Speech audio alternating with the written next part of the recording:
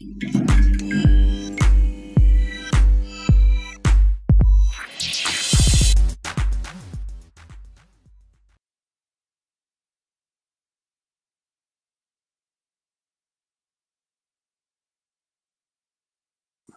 wir kommen zu unserem letzten Part, aber nicht direkt. Ich leite euch mal ein bisschen darauf ein. Es wird gleich um draw.io gehen. Hier hinten haben wir auch sozusagen schon Dauerwerbung am Start.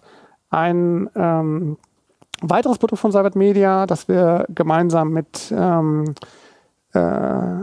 Firma JGraph herstellen und das sich auch fulminant in den letzten Monaten und Jahren entwickelt hat.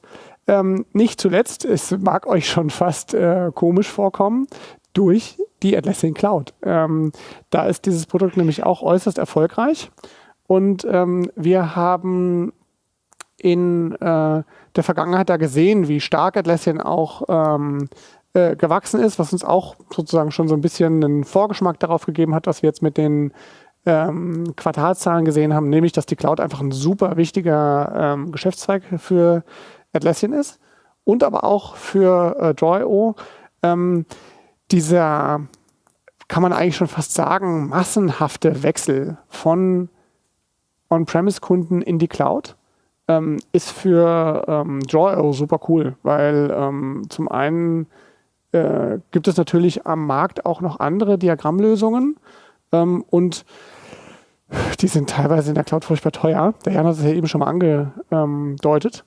Und es ist sehr einfach von draw.io, diesen anderen Lösungen zu draw.io zu wechseln. Also zum Beispiel von Lucidchart oder von Glyphy. Wenn ihr das heute noch im Einsatz habt, dann meldet euch doch mal bei einem unserer Kollegen aus dem draw.io-Team. Die werden euch helfen. Da gibt es Importer, mit denen wir in der Lage sind, euch sozusagen diese ganzen Diagramme zu konvertieren. Aber darüber wollen wir heute nicht sprechen. Da gibt es auch schon ganz viele Videos vom Basti und seinem Team zu, sondern der Bastian Schmidt ist uns heute zugeschaltet und wie ich aus der Regie höre, ist er auch schon da. Hallo Basti. Hallo Martin, ich grüße dich. Und ja. Hallo in die Runde natürlich auch. Ja, danke, dass du dir heute Abend so spät Zeit nimmst. Wir wollen heute nicht über Glyphy-Migrationen sprechen. Ausnahmsweise mal nicht, nein. Wir wollen heute über das Thema Whiteboarding sprechen. Da haben wir nämlich ein ganz spannendes Feature am Start. Ja, cool. Ich erinnere mich, wie spätestens, auch schon vorher, aber spätestens mit dem ersten Corona-Lockdown im März 2020 unsere Agile-Coaches lauter Miro-Boards ausgepackt haben. Und du zeigst uns jetzt, was wir da in petto haben, um künftig sicher zum Beispiel in unserer Confluence-Instanz ein paar Whiteboards zu benutzen. Richtig, genau. So sieht's aus.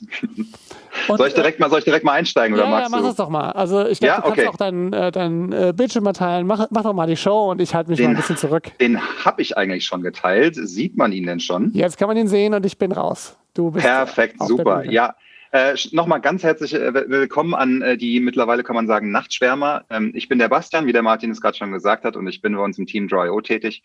Und die oder der eine oder andere rege TeilnehmerInnen der Tools for Agile Teams in den vergangenen Jahren hat mich vielleicht mal immer über die Mainstage huschen sehen in Interviews mit Martin. Es ist leider immer bei Interviews mit Martin geblieben, aber dieses Jahr bin ich ganz, ganz erfreut, dass ich einen Slot ergattern konnte. Und das liegt vor allem daran, dass wir eben ein neues Feature haben, ein neues Makro haben, das besonders euch auch in der agilen Community echten Mehrwert bringen kann innerhalb von Confluence. Springen wir einfach mal direkt rein, auch wenn wir heute das heißt ja Tools for Agile Teams, oder eigentlich wollen wir über Tools sprechen. Ich würde aber ganz gerne mal ganz kurz mit einer Methodik anfangen, um in das Thema einzuleiten. Ihr werdet dann auch sehen, was ich konkret damit meine. Ich steige mal in die Präsentation ein und schmeiß einfach mal so diese kryptische Zahl 25% hier ran. Da kommen wir später nochmal drauf zu sprechen. Grundsätzlich ist es so, dass wenn es darum geht, Confluence zu erweitern, also Confluence, die Basissoftware, Wissensmanagementsystem, wenn es darum geht, Erweiterungen drauf zu packen, dann ist gehen wir jetzt mal von Lösungen oder von konkreten Produkten weg, dann ist der Anwendungsfall Visualisierung der allererste, an den Kunden in der Regel denken. Und es ist auch der allerwichtigste. Die Frage ist jetzt, warum ist das denn eigentlich so? Warum steht dieses Ding auf Nummer 1?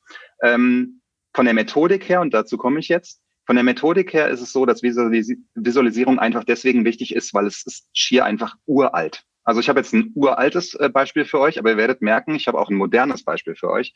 Bei uralt gehen wir mal so weit zurück, dass wir zurück in die Steinzeit gehen, wo wir noch kaum was hatten.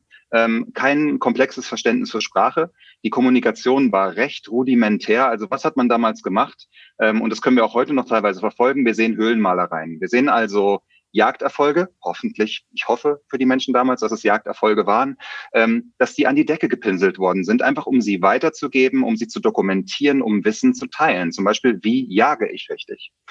Und das ist einfach aus der Tatsache entstanden, dass Kommunikation damals noch so unterentwickelt war, aber unser Gehirn hat das sehr dankend aufgenommen und hat es über all diese Jahrtausende mit weitergenommen und natürlich auch weiterentwickelt. Unser Gehirn liebt Bilder. Also ihr kennt alle dieses Wort oder dieses Sprichwort, ein Bild sagt mehr als 1000 Worte. Und das ist auch tatsächlich so, weil es einfach eine gelernte Sache ist. Bilder werden deutlich besser aufgenommen. Jetzt habe ich gerade gesagt, ich habe ein uraltes Beispiel, ich habe ein total modernes Beispiel. Jetzt könnte man sagen, ja, damals hatten wir noch kein komplexes Verständnis für Sprache, aber heute ist das ja anders. Ja, das ist heute anders, das stimmt. Aber ich würde jetzt mal in die Runde fragen, oder ich würde euch jetzt mal direkt ansprechen und sagen, es gibt mit Sicherheit eine Menge Leute unter euch, die auch mal durchaus ein internationales Projekt geleitet haben, in dem Leute oder Menschen aus unterschiedlichsten Kulturkreisen, unterschiedlichen Ländern, Zeitzonen und so weiter dran teilgenommen haben. Und ihr werdet wissen, ja, das kann schon sein, dass es da mal Interpretationsschwierigkeiten gibt oder zum Beispiel Texte unterschiedlich interpretiert werden können, selbst wenn man sich auf eine gemeinsame Sprache Englisch einigt. Aber es gibt dann Natives, es gibt Non-Natives und das kann alles recht schwierig werden. Da hilft uns wiederum das Gehirn, das Bilder ja so sehr mag, über Bilder wieder dafür zu sorgen, dass diese Komplexität wieder reduziert wird. Sprich, man einigt sich wieder auf Bilder, denn gerade weil dieses Konzept so unheimlich alt ist, weiß unser Gehirn auch ganz genau, was es darunter zu verstehen hat. Also Interpretationsspielräume werden reduziert, Sprachbarrieren werden überwunden. Und das ist, um es jetzt mal als Grund abzuliefern, genau das ist der Grund, warum Visualisierung einfach der Nummer 1 Use Case in Confluence ist. So, kommen wir jetzt mal konkret zu dieser Zahl 25 hier, die ich in dem Slide habe. Die Zahl 25 steht tatsächlich, und das ist durch wissenschaftliche Studien bewiesen, ein jeder von uns kommuniziert ja im Unternehmen und eine jede um Unternehmen, um eine gewisse Aufmerksamkeit zu erzeugen. Das machen wir ja nicht aus purem Spaß an der Freude, sondern wir möchten ja auf ein Ziel hinarbeiten. Wir möchten etwas erreichen. Jetzt nehmen wir mal den Fall an, ihr würdet das über eine DIN A4-Seite aus purem Text machen. Dann herzlich willkommen, das hier sind die 25%. Und die 25% stehen dafür, das ist der Anteil, den die Leute tatsächlich aus eurer DIN A4-Seite aktiv lesen. Die restlichen 75%, das screent man mal so drüber, da ergänzt man vielleicht auch automatisch irgendwelche Schlüsse, denkt sich, ja, das wird ja schon stimmen. Aber nur 25% werden aktiv aufgenommen. Und das ist ja genau das, was ihr nicht möchtet. Ihr möchtet eigentlich größtmögliche Aufmerksamkeit. Und Stichwort Aufmerksamkeit, wenn ihr visualisiert, das Gehirn, ob bewusst oder unterbewusst, in der Regel sogar unterbewusst, euer Gehirn läuft den ganzen Tag umher und sucht nach Bildern. Und wenn es Bilder kriegt, dann sagt es, oh, ja, super, da bin ich, da freue ich mich, da bin ich dabei. Also, ihr könnt die Aufmerksamkeit viel besser steuern. Ihr könnt wesentlich mehr Inhalte transportieren über bildliche Inhalte. Und das ist noch das Allerbeste, es wird deutlich länger behalten. Das jetzt so ein bisschen als Wrap-up der ganzen Situation, sage ich jetzt mal. Was bedeutet das aber jetzt konkret für uns? Weil das ist ja die Tools for Agile Teams. Wir wollen agile Teams unterstützen. Und dazu kommen wir jetzt. Machen wir mal ein konkretes Beispiel. Das konkrete Beispiel und alle von euch, die sich jemals mit UML beschäftigt haben, werden jetzt wahrscheinlich sagen, oh, das Beispiel schon wieder. Das ist ein klassisches Beispiel, mit dem UML am Anfang erklärt wird. Das ist jetzt hier ein Class Diagram und bildet den Use Case, ein Bankautomat wird programmiert ab. Sprich, was müssen wir tun, damit jemand, der an einen Bankautomat kommt und ganz gerne Geld haben möchte, dieses Geld am Ende auch erhält? Im Idealfall erhält man es auch. Im schlimmsten Fall wird es abgelehnt, weil das Konto nicht gedeckt ist oder die Karte wird direkt eingezogen. Das gibt es natürlich alles schon. Es ist ein sehr vereinfachter Use Case. Aber was ich hiermit zeigen möchte, ist, Visualisierung führt dazu, dass ihr ein Big Picture erarbeiten könnt. Und genau das ist ja für eure agilen Teams wichtig. Bevor ihr erstmal anfangt, alles in kleine Inkremente runterzubrechen, zu sagen, was kommt denn jetzt eigentlich hier in diesem Sprint? Wie sieht dieses eine Detail aus? Ihr brecht es ja immer so klein runter, dass ihr nach dem Sprint schon ein shippable Product habt. Bevor ihr das aber tut, müsst ihr ja für Commitment sorgen. Und Commitment könnt ihr nur dann bewirken, wenn ihr auch wisst, dass das Big Picture von allen Leuten so akzeptiert worden ist. Dass man es in so große Teilprozesse erstmal am Anfang gedacht hatte, dass auch wirklich an alles gedacht ist. Und da kommt eben Visualisierung wieder ins Spiel. Dort kommt es ins Spiel, warum es wichtig ist, um agile Teams zu unterstützen. So.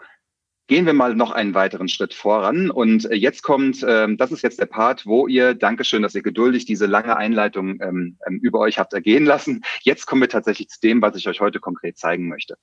Ihr seid ja gerade hier im Track Atlassian unterwegs, das heißt, ich gehe auch davon aus oder habe eine sehr starke Vermutung, dass ihr zumindest mal Atlassian-Anwender seid, Anwenderin, also auch Confluence im Einsatz habt, idealerweise auch draw.io im Einsatz habt. Und wenn ihr draw.io schon im Einsatz habt, dann kommt euch dieser Editor hier sehr bekannt vor. Das ist der Editor, den wir bei uns intern ganz liebevoll unser Reißbrett nennen. Und das mit dem Reißbrett hat eine Bewandtnis. Wir sind mit draw.io in den vergangenen Jahren, gerade weil auch Visualisierung im Unternehmensumfeld sehr stark durch den technischen Aspekt getrieben ist. Also bei technischen Aspekten reden wir von diesen berühmten standardisierten Modellierungssprachen, also UML, wir sprechen von BPMN, wir sprechen von Entity Relationship Diagrams, wir sprechen aber auch von grundsätzlicher Prozessabbildung, wir sprechen von Netzwerkarchitekturen.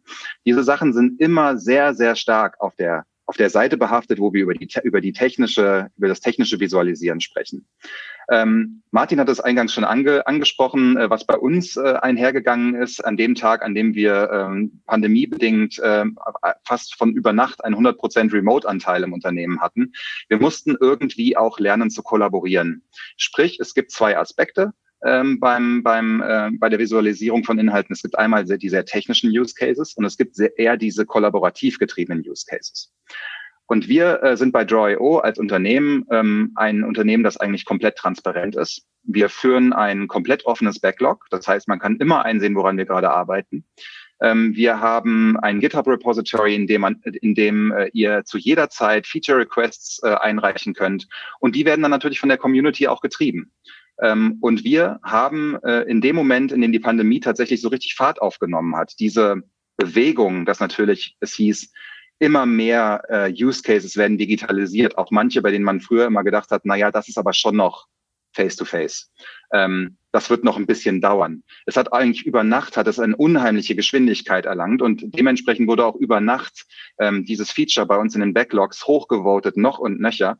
Und der Auftrag oder die Frage, die an uns gerichtet worden ist, war ganz klar, wir würden ganz gerne in Confluence die Möglichkeit haben, uns Richtung Kollaboration zu bewegen. Also nicht unbedingt weg von technischem Diagramming, weil das hat nach wie vor einen sehr hohen Wert. Aber wir wollten ganz gerne auch einen Mehrwert haben. Und dieser Mehrwert sollte sich mehr Richtung Kollaboration, mehr Richtung einer einfachen Möglichkeit und einer schnellen Möglichkeit zu richten, wie man visualisieren kann. Martin sagte, wir haben da intern auch Miro genutzt, aber das war natürlich dauerhaft nicht unsere Wunschvorstellung, sondern wir möchten es auch alles ganz gerne in Confluence anwenden. Und dazu haben wir dann jetzt muss ich gerade überlegen, 3 bis 4 Monaten ist es, glaube ich, her, dass wir ihn gelauncht haben wir ein Whiteboard-Makro gelauncht. Und um auf dieses Whiteboard-Makro zuzugreifen, gehe ich jetzt mal ganz kurz aus der Präsentation heraus und wir gehen in unsere Testinstanz in Confluence Cloud rein. Und ich würde euch jetzt einfach mal ganz gerne zeigen, was das Whiteboard-Feature tatsächlich oder das Whiteboard-Makro für euch tun kann. Wir gehen hier in den Confluence-Editiermodus. Das kennt ihr, dass ihr in den Editiermodus gehen müsst, um ein entsprechendes Makro und ein Diagramm hinzuzufügen. Und jetzt kommen wir schon so zum ersten Punkt, nämlich wir fügen hier das Makro mal ein und ihr seht, Moment, Ich wollte ja eigentlich ein draw.io-Diagramm einfügen, jetzt sehe ich hier aber auch ein Board. Das ist also gar kein separates Produkt. Nein, ist es nicht. Das ist ein Makro, das tatsächlich einen Mehrwert zur bestehenden draw.io Diagramming for Confluence App hinzufügt. Also ihr müsst kein zusätzliches Tool beziehen. Das ist alles auch ohne Mehrkosten in draw.io mit enthalten. So, jetzt gehen wir hier einfach mal rein und wir nehmen den Use Case, beziehungsweise bevor wir den Use Case nehmen, gibt es eine Sache, die sage ich immer ganz gerne, wenn ich Demos habe. Ich sage, nein, ihr seht richtig, der Editor hat nicht, ist komplett geladen. Es ist kein Ladefehler. Denn wenn ihr gewöhnt seid, unseren klassischen Diagrams-Editor zu nutzen, dann habt ihr das Gefühl, oh, das ist aber ganz schön leer hier. Es ist tatsächlich nicht leer. Es ist reduziert. Also ihr habt hier die maximale Zeichenfläche, um euch jetzt Whiteboard-technisch auszutoben und schnell und einfach gemeinsame Diagramme zu erstellen. Wir nehmen jetzt mal das typische Beispiel. Ich weiß zwar, was es heute bei uns hier gab auf der Tools for Azure Teams, aber wir tun jetzt mal so, wir springen ein paar Stunden zurück und überlegen, was gibt es heute für die Crew und alle Teilnehmenden zu essen. Ich füge hier einen Text ein und wir, falsch angefangen. Was wollen wir essen? Fragezeichen. Und ich mache das ein bisschen. Ich schiebe das hier oben hin und dann können wir schon direkt anfangen. Und ich nehme hier ein paar Post-its, die dupliziere ich ein paar Mal. Und ich sage hier, wir wollen Pommes essen oder wir wollen Pizza essen. Kleiner Spoiler, das war es auch tatsächlich, was es heute bei uns gab. Wir möchten Pasta essen. Wir sind immer noch in Deutschland und in Deutschland muss es immer mal mindestens eine Schnitzeloption geben. Burger wären auch ganz fein. Und na, die nehmen wir mal hier weg. Und wir sagen hier, es soll aber auch immer eine vegetarische, vegetarisch und eine vegane Alternative geben. Und hier können wir jetzt direkt mal schauen. Also werden wir jetzt in einer agilen Teamsituation sagen wir, okay, wo es Pasta gibt, da gibt's auch Pizza, ist ja klar. Also können wir hier schon Dinge abdecken. Und wer Schnitzel macht, der macht auch Pommes. Und da finden wir auch Burger. Und leider, vegetarisch-vegan steht allzu oft noch allein und gesondert. Ich hoffe, das ändert sich in der Zukunft mal, aber darum geht's ja jetzt gar nicht. Was ich euch einmal zeigen möchte, ist, wir haben jetzt binnen Sekunden haben wir eine einfache Abstimmung im Team erzeugt. Das können wir auch nochmal sichtbar. Wir haben hier einen Freihandzeichenmodus, könnten wir hier auch nochmal entsprechende Cluster bilden. So, das ist jetzt nicht schön, aber selten. Und wenn wir damit fertig sind, dann publizieren wir das Ganze, geben dem Diagramm einen Namen. Et voilà, schon haben wir das, was wir gerade in einem Meeting jetzt mal als rudimentärer Use Case, das ist natürlich kein Meeting, aber was wir jetzt gerade erarbeitet haben, bereichert fortan unsere Confluence-Seite. Es ist sofort da und sofort in Confluence, es findet in Confluence statt, nicht in einem separaten Tool. Das wollte ich euch jetzt einfach mal als einfachen Use Case zeigen. Gehen wir nochmal rein, dann zeige ich euch nämlich mal ein bisschen mehr über den Editor an sich. Ich habe gerade gesagt, der Editor ist per Default so konfiguriert, dass ihr die maximale Zeichenfläche habt. Ihr werdet aber schon sehen, dass wenn wir zum Beispiel mal hier das Formatierungsmenü ausklappen oder wir klappen hier unser Shape-Menü aus, für die erfahrenen Nutzenden von draw.io, die merken jetzt schon direkt, das kommt jetzt aber langsam dem Diagrams-Editor sehr nahe. Genau so ist es auch. Aber wir haben eben per Default es so gesetzt, dass es sehr reduziert ist und dass ihr direkt anfangen könnt, Ideen gemeinsam zu erarbeiten. Es ist tatsächlich nämlich sogar so, ich reduziere jetzt mal alles. Hoppala, meine Maus hat gerade ein paar Verbindungsprobleme. Ihr könnt sogar diese standardmäßige Leiste hier auf der linken Seite, selbst die könnt ihr noch minimieren. Ihr könnt sogar mit einem Doppelklick auf die Zeichenfläche, könnt ihr Dinge zeichnen. Das heißt, wir sagen hier einfach mal eine Activity 1. Und ich fange hier direkt mal an, ich möchte meine Activity 2 da haben. Und so geht das Ganze munter weiter. Ich ziehe es hier hoch.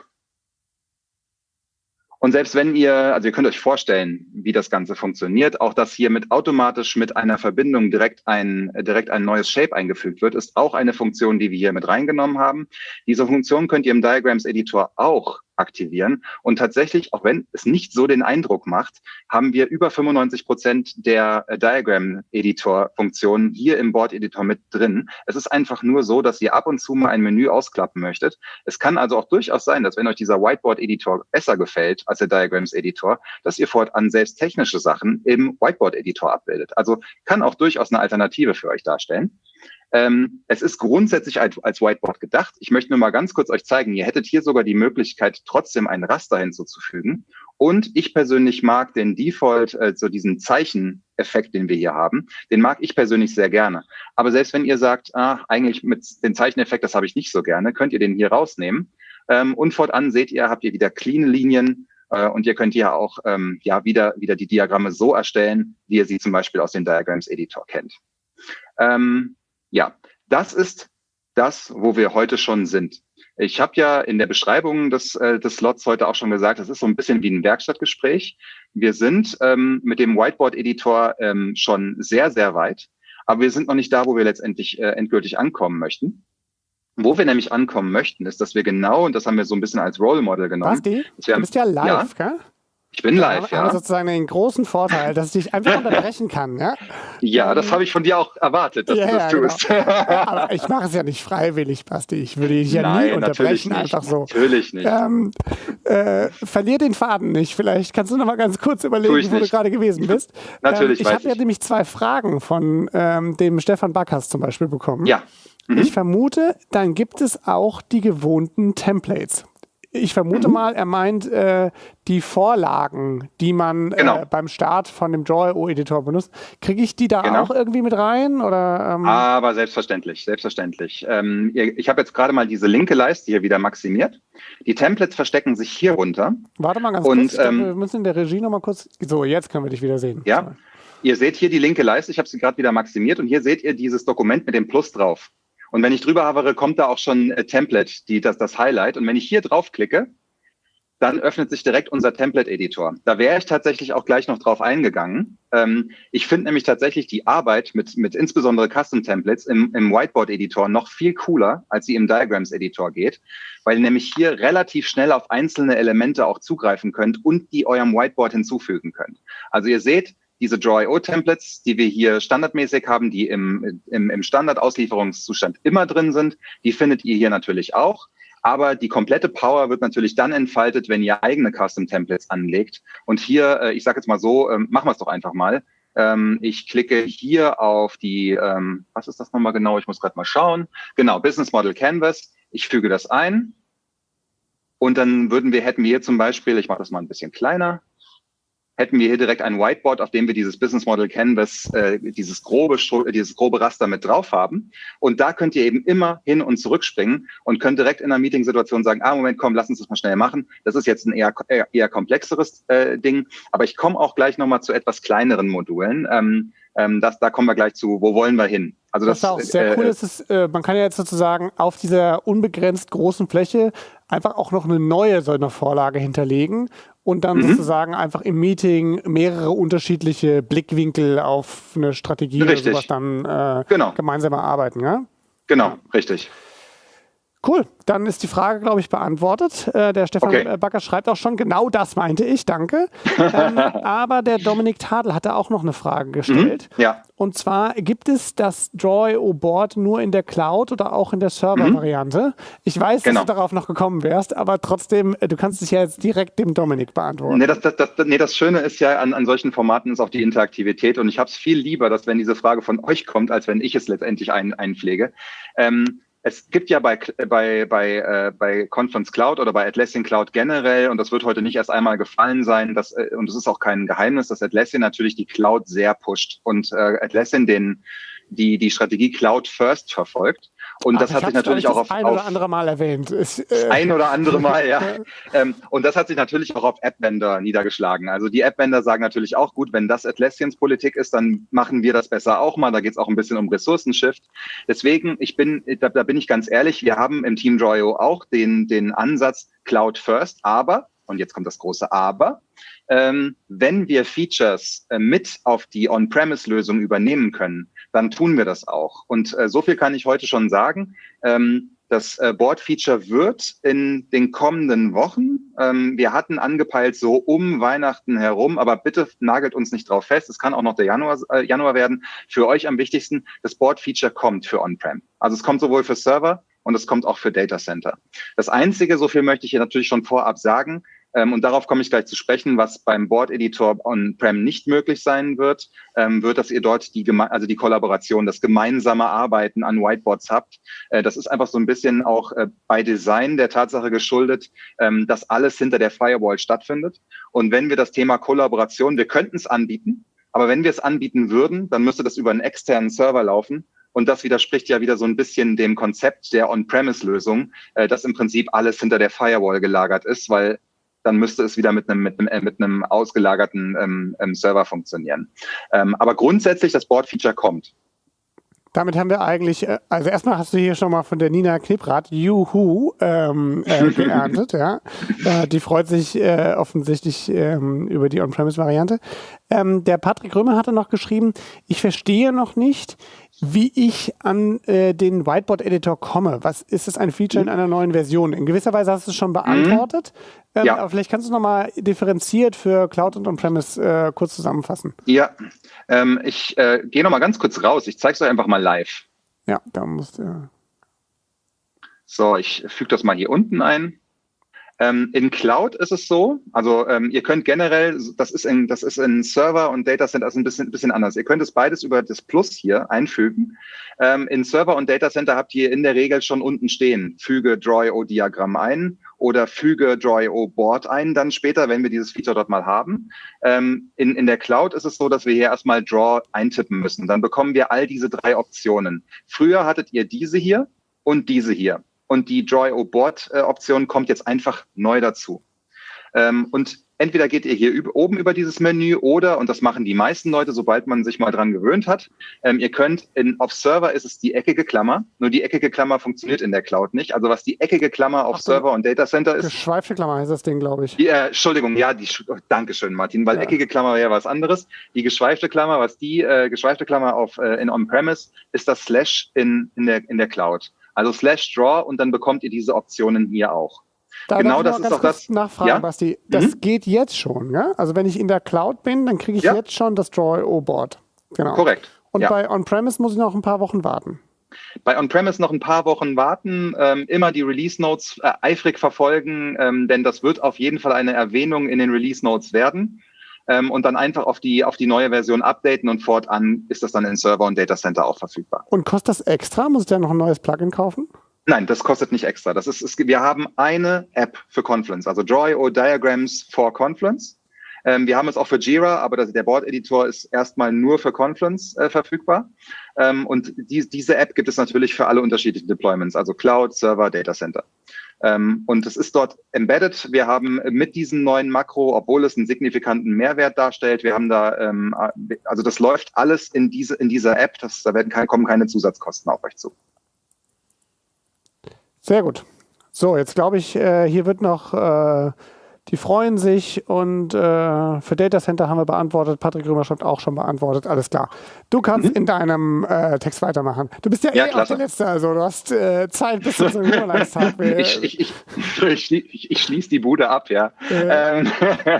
Okay.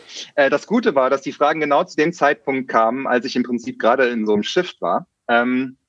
Ich hatte gerade gesagt, On-Premise, da wird es die Kollaboration nicht geben. Und jetzt kommen wir zu dem Thema, warum ich gesagt habe, ist so ein bisschen ein Werkstattgespräch. Ihr könnt heute schon sowohl im Diagrams-Editor als auch im Whiteboard-Editor miteinander kollaborieren.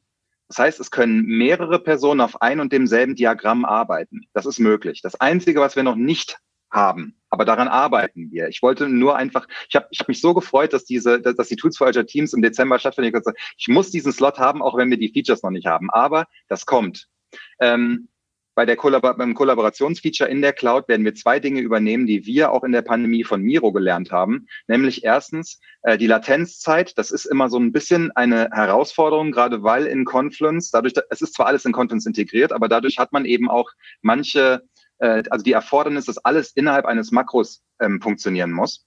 Die Latenzzeit, die schrauben wir gerade massiv mit jeder neuen Iteration runter. Das heißt, wir halbieren die eigentlich jedes Mal. Im Moment sind wir bei einer Latenzzeit von ungefähr 3 Sekunden, bis ihr seht, was verändert worden ist. Denn zum Wer komme ich jetzt gleich. Und was wir auch noch übernehmen werden, und das für alle von euch, die Miro verwendet haben jetzt in den letzten Monaten, dann werdet ihr auch dieses Feature lieben, dass ihr immer seht, wo ist denn der Mauscursor und wer ist gerade mit mir auf diesem Dokument. Und fortan könnt ihr dann genau so agieren, wie es aktuell in Miro tut. Und dann werden Dinge möglich sein, und zu diesem Beispiel komme ich jetzt, und deswegen hatte ich mir auch die Templates für jetzt aufgehoben. Ihr habt dann die Möglichkeit zum Beispiel, unser Ziel ist es, eine Retro bei uns mit draw.io abzuhalten und eben kein drittes Tool mehr zu brauchen. Und wir haben die Ergebnisse direkt in Confluence abgespeichert. Wir haben, dazu komme ich gleich, mein vorletztes Slide, da könnt ihr auch lesen, wie ihr an unseren Blog kommt. Wir haben eine Blogserie, wie im agilen Umfeld der Whiteboard-Editor helfen kann. Und da haben wir das komplette Thema Retro von Eingang der Retro, so ein bisschen ein Get-Together, ein Einstimmen auf die Themen der Retro, bis hin zu Inspect and Adapt-Modulen, Widerstandsmessungen, Confidence-Check und so weiter, bis hin zu einer kompletten Retro als Templates gebaut. Und das zeige ich euch jetzt einfach mal. Ich klicke hier drauf. Basti, darf ich noch mal ganz kurz unterbrechen? Ja, natürlich, sehr gerne. Also Fahrten wieder behalten. Ich formuliere mal die Frage vom Patrick Römer ein bisschen um. Wenn ich jetzt mit dem Diagrams-Editor angefangen habe, kriege ich dann diese Kollaborationsfeatures auch da noch mit rein oder muss ich dann erst ein neues Board bauen, damit ich die dann sehen kann? Patrick, schreib doch noch mal kurz, aber ich glaube, das ist die Frage, die du stellen wolltest. Ja, verstehe ich das jetzt richtig von wegen, ob man bei einem existierenden Diagramm, also mit dem Diagrams-Editor erzeugt, auch dort gemeinsam dran arbeiten kann? Dann wäre die Frage ja. Dann wäre die Antwort ja. Ja, okay. Also genauer hat er gefragt, wie geht das mit der Collaboration im Diagrams-Editor? Ja, das ist auch so eine Sache. Also im Moment ist das so ein bisschen Blindflug. Ihr kommuniziert im Prinzip auf der Confluence-Seite, ihr trefft euch aktuell, also wie ihr es aktuell machen könntet oder wie wir es machen, ist, wir treffen uns über ein Google Meet. Alle Leute wissen, dass wir gerade an etwas arbeiten und alle Personen gehen gleichzeitig in den Editiermodus rein und alle Änderungen werden dann entsprechend live miteinander gesynkt. Das geht mit beiden Editoren dann. Das geht mit beiden Editoren. Es ist nur aktuell einfach so ein bisschen und deswegen sind wir auch ein bisschen, also wir sind nicht sehr offensiv damit, das zu bewerben, weil wir sagen, es wird eigentlich erst dann ein richtig cooles Feature, wenn wir wirklich sagen, man sieht, wer mit in den Diagrammen ist und die Latenzzeit ist ein bisschen runter. Ja, okay. Aber grundsätzlich könnt ihr jetzt schon kollaborieren. Das ist überhaupt kein Problem. Also das könnt ihr auch gerne mal... bestätigt, dass das eine Frage war. Also und es genau, ja. Damit. Also gehen tut das auf jeden Fall und ihr könnt es gerne mal immer mit einem Kollegen, einer Kollegin eurer Wahl ausprobieren, das einfach mal parallel zu tun. Und dann seht ihr hoffentlich auch mit jeder Cloud-Iteration, die wir veröffentlichen, wie es immer besser wird. Mach doch mal weiter. Ja, genau. Ich mache einfach mal weiter. Also ich hatte vorhin schon gesagt, wir haben hier Templates mit zum Beispiel kleinen Modulen. Also wir haben das auch relativ oft. Wir sind in einem Meeting und wir sagen, irgendwie verfahren wir uns gerade. Ist das denn jetzt wirklich eine Sache, über die wir Ewigkeiten diskutieren möchten? Dann könntet ihr jetzt sagen, kommt, lass uns doch mal einfach eine kurze Widerstandsmessung machen. Dann schnappen sich alle hier irgendeinen dieser Punkte und vergeben den entsprechend auf, ist mein Widerstand hoch, ist mein Widerstand gering. Und schon seid ihr um eine Erkenntnis reicher und könnt einfach zur Tagesordnung übergehen und das Meeting so zielgerichtet wie möglich halten. Was ich eben angesprochen hatte, ist aber, unser Ziel ist es, eine komplette Retro abzudecken. Und wir haben hier, und by the way, diese Templates, die ihr hier seht, die könnt ihr alle in unserem Blog, in dieser Blog-Serie, könnt ihr die herunterladen. Also die sind alle als XML-Datei verfügbar. Also wenn ihr hier zum Beispiel so ein Keep, Drop, Improve Board haben möchtet, das ist dort auch hinterlegt, ihr ladet die herunter und spielt die in eure Confluence-Instanz ein, in der Sektion Custom Templates im Admin-Bereich. Und dann können fortan alle Leute in eurem Unternehmen diese Sachen hier benutzen. Und natürlich könnt ihr auch jederzeit eigene Templates bauen. Und ich suche gerade unsere Wedding Retro. Genau, da ist sie.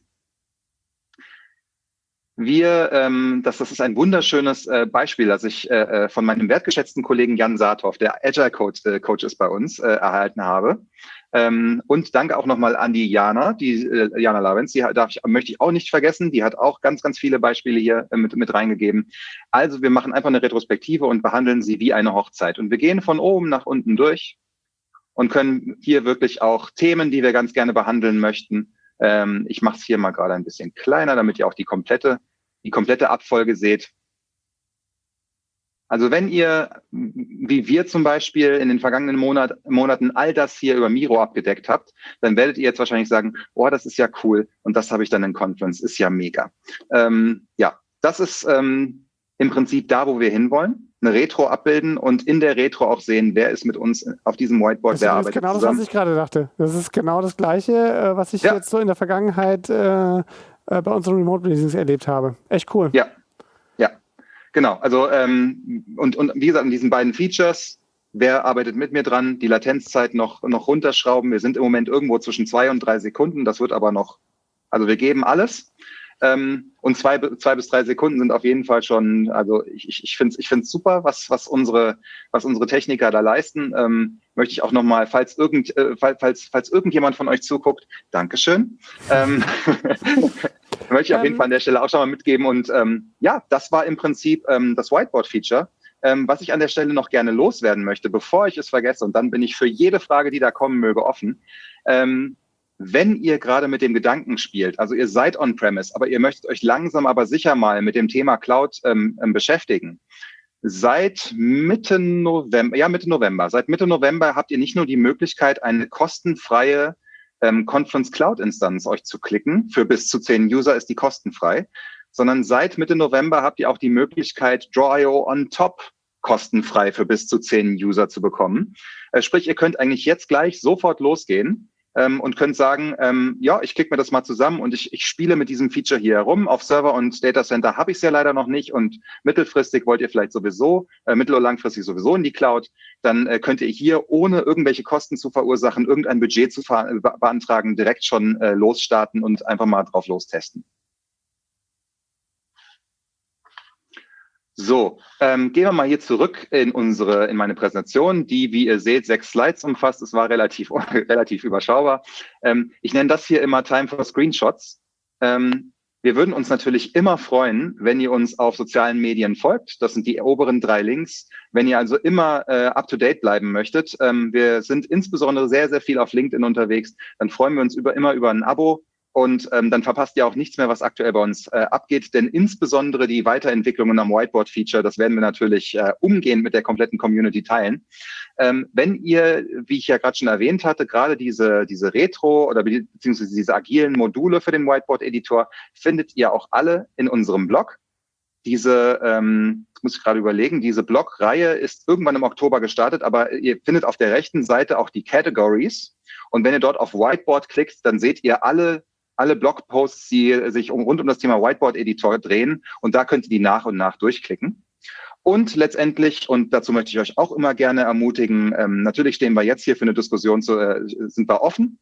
Aber wenn ihr mal irgendwie im Nachhinein zum Beispiel noch eine Frage habt oder grundsätzlich auch vollkommen unabhängig vom Whiteboard-Editor mal eine Frage zu draw.io habt oder Hilfe braucht, erreicht ihr mich auf jeden Fall immer über bastian@draw.io. Und ihr könnt auch jederzeit über diesen Link hier, solange ihr das zu, ich sage jetzt mal, christlichen Zeiten in Europa tut, werdet ihr auch mich ans Rohr bekommen. Wenn ihr vielleicht mal geschäftlich irgendwo sonst auf der Welt unterwegs seid, dann werdet ihr es mit meinem Kollegen Colin zu tun bekommen. Aber von 9 bis 16 Uhr bin auf jeden Fall ich dafür zuständig und bin dann für euch, stehe euch dann auch Rede und Antwort in einer kurzen Webdemo. Und an der Stelle schließe ich aber mit den Worten, mit denen ich immer schließe. May the force always draw with you. Und jetzt seid ihr dran. Oder Martin. Oder alle.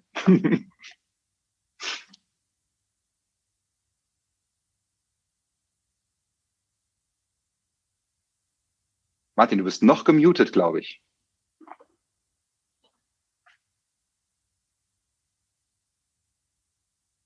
Okay. Gut, ich kann das auch einfach noch ein bisschen weiter moderieren. Mich hört ihr ja hoffentlich. Jetzt muss ich gerade mal überlegen, was fällt mir denn eigentlich ein? Gibt es irgendwelche Dinge, die ich euch noch nicht gezeigt habe? Wir können ja einfach mal auf gut Glück hier weitergehen. Richtig, was ich euch zeigen kann, ist, was ihr sonst noch für Optionen habt. Ich hatte ja vorhin schon gesagt, ihr könnt viele der Funktionen, die ihr aus dem Diagrams-Editor, ganz kurz, ich habe das jetzt hier gerade mal weggelöscht, viele Funktionen, die ihr aus dem Diagrams-Editor kennt, könnt ihr auch im Board-Editor entsprechend einstellen. Oh, jetzt ist es wieder an. Jetzt bist du wieder da, Martin. Ich höre dich zumindest. Also mich könnt ihr jetzt wieder hören. Ich kann aber den Basti nicht hören, weil ich hier im Rahmen meines technischen Problems das Kabel, das mich mit dem Basti verbindet, rausgezogen habe. Mit ein bisschen Glück kann der Basti mich jetzt auch wieder hören. Ich höre dich schon die ganze Zeit. Hörst du mich auch wieder? Ich kann dich jetzt auch wieder hören. So, also die Batterien waren alle. Also ein ganz einfaches Problem. Ja, so nach ein paar Stunden sollte man die dann mal wechseln. Wir hätten uns etwas besser vorbereiten können, habe ich aber auch nicht drauf geachtet. Aber du kannst ja reden, insofern dass die Leute gewesen sind. Habe ich auch gerade schon getan, aber du warst einfach zu schnell wieder da. Ich weiß nicht, ob du den Chat hier sehen kannst, aber hier waren noch Fragen. Ich kann ihn leider nicht sehen. Ah, okay, alles klar. Dann helfe ich dir mal. Nina Knipprath, der habe ich auch schon geantwortet, da werden dir die Haare zu Berge stehen. Aber es wird doch auch eine On-Prem, aber das wird es auch On-Premise nicht geben können, richtig? Dann habe ich geschrieben, nein, leider wirst du On-Premise nicht gleichzeitig bearbeiten können und sehen, wer online ist. Da sind wir erstmal beieinander, richtig? Dann habe ich mich verleiten lassen zu der Aussage, vielleicht geht's doch, aber das wäre eher eine Überraschung. Stand heute nein. Also da kann ich ganz kurz, warum sollte ich da auch was anderes sagen? Es ist ja nicht so, dass wir solche Dinge nicht ausprobieren würden. Also das haben unsere Techniker auch gemacht. Die Sache ist nur, die Last, also wenn wir das innerhalb von Confluence on-prem machen, wird eine immens hohe Last erzeugt, die dafür sorgt, dass das System extrem langsam wird. Das kann ich, genau, und das kann ich auch ganz kurz mal, ohne jetzt irgendwie Competitor Blaming zu betreiben, aber das war mitunter auch der Grund, warum Lucidchart ihre On-Prem-App nicht weiter betrieben haben. Die haben nämlich gesagt, hört mal zu, Leute, wir haben Kollaboration auf On-Prem, wir ermöglichen das. Und wir haben uns das auch angeguckt, wir haben das getestet. Man beobachtet ja auch immer mal die Wettbewerber und schaut, was die so gut machen. Und diese Last hat einfach dafür gesorgt, dass von 3 Versuchen ist dieses Diagramm nach 20 Sekunden abgestürzt. Und wir haben uns gesagt, lieber bieten wir eine stabile Lösung an, als dass wir auf Teufel komm raus Kollaboration anbieten wollen, wenn das dazu führt, dass das System einfach instabil wird. Und wir kriegen diese Frage immer wieder, geht das auf On-Prem? Unsere Antwort ist tatsächlich, ja, natürlich ginge es, wenn wir das mit einem externen Server verbinden würden. Aber das ist ja genau der Grund, warum so viele Kunden auf Server oder Data Center sind, weil sie eben sagen, das soll alles auf unseren Servern bleiben. Also wäre das im Prinzip auch ein Feature, bei dem wir sagen, ja, wir entwickeln es und es wird niemand in Anspruch nehmen, weil das compliance-seitig wahrscheinlich direkt abgeschmettert wird. Und so leid es uns tut, aber das ist leider ein Feature, auf das man verzichten muss. Aber an der Stelle sage ich halt immer, gerade wenn wir wenn wir über eine Meeting-Situation sprechen und obwohl wir auf der Sache, obwohl wir kollaborieren können in einem und demselben Diagramm, wir machen es tatsächlich im Team auch oft so, dass wir eine Person wird auserkoren und die kümmert sich um die komplette, um die komplette Dokumentation im Whiteboard. Also Leute sprechen, werfen, brainstormen und zum Beispiel insbesondere unser Agile Coach, der kümmert sich dann darum, dass diese Sachen einfach alle eingefangen werden und aufs Whiteboard draufgeknallt werden. Aber wir sehen es halt. Der Bildschirm wird geteilt und genauso könnte man es on-prem auch abbilden. Und was man man schon sagen kann, ist, wenn du jetzt zum Beispiel Miro nutzt, dann nutzt du ja eine Cloud-Software. Das heißt also, du könntest jetzt theoretisch einfach hingehen, was wir vorher schon gesagt hatten, und so eine 10-User-Instanz dir zusammenklicken. Und in der kannst du das dann einfach machen. Genau. Du musst halt das Ergebnis später in dein Confluence umziehen und so. Alles nicht so hübsch. Aber das geht zumindest jetzt schon. Ja? Und kann ich quasi... Genau, kann ich auch ganz kurz zeigen. Also ihr könnt, wenn natürlich eure Meeting-Situation nicht mehr als 10 Personen umfasst, immer vorausgesetzt diese Tatsache, aber ihr könnt dann, wenn ihr fertig seid, dafür bezahlen, ja? Könnt ihr bei euch mal melden, da helfen wir euch gerne bei. Ja? Richtig, genau. Aber sobald ihr fertig seid, könnt ihr hier oben über dieses Menü, also über diese 3 horizontalen Striche, geht ihr hier auf Export As, exportiert das Ganze als XML. Und dann nehmt ihr diese XML-Datei und die könnt ihr per Drag and Drop, wenn dann die Board-Funktion bei On-Prem verfügbar ist, zieht ihr das einfach per Drag and Drop auf die Arbeitsfläche drauf und habt die Ergebnisse direkt dann auch dort. Also ja, es ist ein kleiner Workaround, aber es ist möglich. Also theoretisch könnt ihr es auch abbilden. Ja.